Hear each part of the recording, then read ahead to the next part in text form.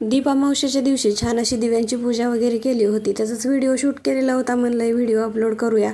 संध्याकाळच्या वेळेला मी इथं पीठ मळून घेतलं होतं आणि ते छोटे छोटे 7 दिवे करून घेतले होते. आता दरवर्षी माझी तयारी दुपारपासूनच सुरू होते, पण ह्या वेळेस ना मला बरंच वाटत नव्हतं दीपामावशीच्या दिवशी. तर म्हणलं की आता करूया, तेवढंच मुलांना पण छान वाटतं आणि घरामध्ये पण वातावरण छान होतं, तेवढंच पॉझिटिव्ह वाटतं, म्हणून म्हणलं करूया. मग संध्याकाळच्या वेळेला दिवे जे पितळेचे होते तर ते स्वच्छ करून घेतले आणि कणकेचे 7 दिवे केले होते तर ते पाण्यावरती वाफवून घेतले आणि नंतर मग स्वच्छ केलेले जे दिवे होते त्यामध्ये वाती वगैरे घालून घेतले आणि छान असं तेल घालून ते दिवे लावून घेतले होते. आणि नंतर मग याची पूजा वगैरे मांडून घेतली होती.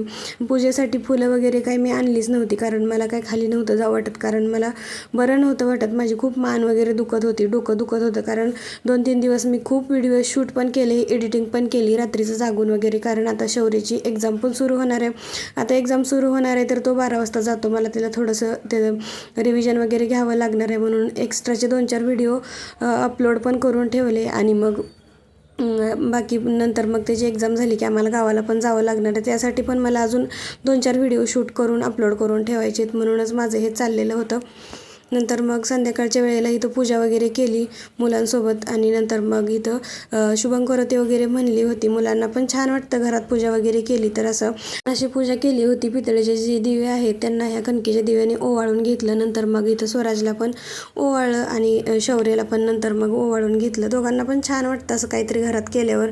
नंतर मग दोघांनी ओवाळलं आणि ह्याचं होतं की मम्मी माझं काय राहिले म्हणे, आरतीला असं नाही का हात आरती घ्यायची राहिली होती त्याची, तर नंतर ती घेतली त्यांनी. आणि नंतर मग 4 महिन्याचा शेवटचाच दिवस होता आणि काही अंडी पण राहिली होती. मिस्टरांनी अंडी घेऊन आले होते काल, तर त्यातली 5 अंडी राहिली होती. म्हणलं याचं यांना ऑमलेट वगैरे करून देऊया, म्हणून 3 अंडी फोडली आणि 3 अंड्याचं एकच ऑमलेट या दोघांसाठी केलं होतं. तर ते पण त्यांना काही संपलं नाही, कारण त्यांचं सारखं चालू असं चटरपटर खायचं. तर ते ऑमलेट वगैरे करून दिलं. एकीकडे माझ्यासाठी डाळ खिचडी लावली होती, कारण मला तिखट बिकट काही खाऊ नव्हतं वाटत.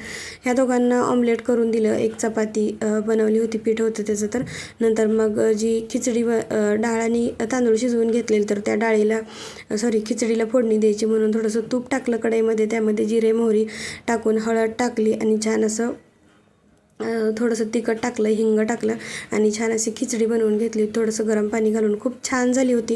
व्हिडिओ आवडला तर लाईक करा, शेअर करा. Bye bye.